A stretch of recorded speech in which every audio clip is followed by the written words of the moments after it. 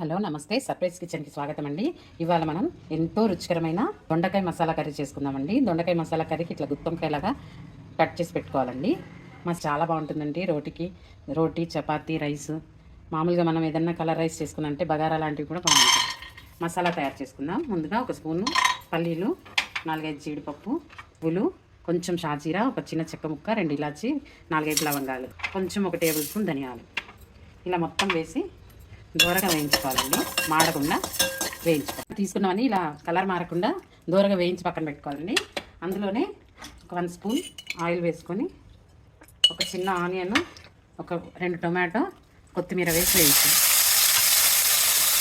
ఇది వేగాక ఇందాక మనం వేసి పెట్టుకున్న టొమాటో ఆనియన్ అంతా ఇలా వేగాలండి. ఇప్పుడు మనం స్టవ్ ఆఫ్ చేసుకొని ఇది చల్లారాక మిక్సీ పట్టుకుందాం. ఇప్పుడు మనం అదే ఆనియన్ అది వేపుకున్న ముక్కలోనే ఒక 2 స్పూన్స్ ఆయిల్ వేసి ఈ దొండకాయలు మొత్తం ఇందులో వేస్తాం.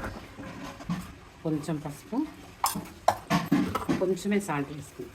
ఇవి వేగడానికి ఇలా కలిపి మూత పెట్టి సిమ్లో ఉంచుదాం. ఇది బాగా మగ్గాలండి. నేను చూపిస్తాను మళ్ళీ.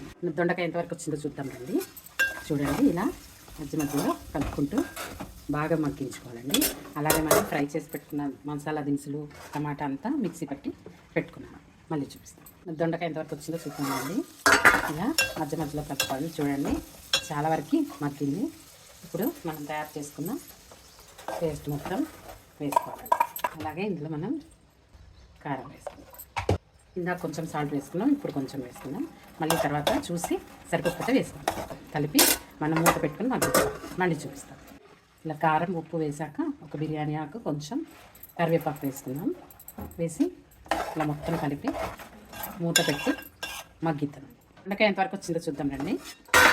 చూడండి, ఇలా మసాలా మొత్తం మంచిగా దొండకాయ కట్టాలండి. ఇంకా కొంచెం టైం పడుతుంది. ఆయిల్ సపరేట్ అవ్వగానే మన కర్రీ అయిపోయినట్టేనండి.